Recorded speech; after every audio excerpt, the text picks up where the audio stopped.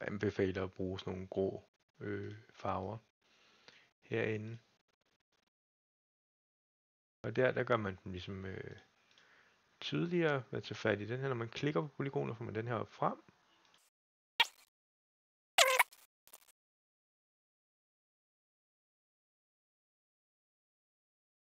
Og grunden til, at jeg ligesom forfarver noget af det, det er, at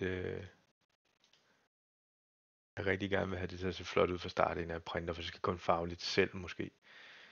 Herinde i midten, der er der masser af sådan nogle prikker, for der har været rigtig mange skæringspunkter herinde.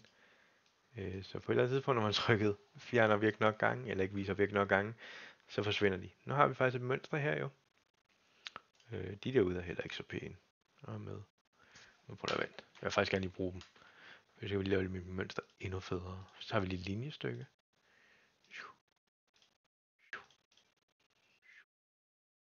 Så opstår lige pludselig nogle trekanter derude. Vis navn. Navn. Navn.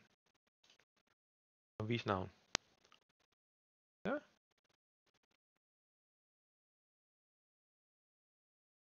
Så er jeg jo sådan set klar til at farve mit eget mønster her. Stort set. Lige fjerne dem her. Vis objekt. Vis objekt. Og vis objekt. Og vis objekt. Og vis objekt. Og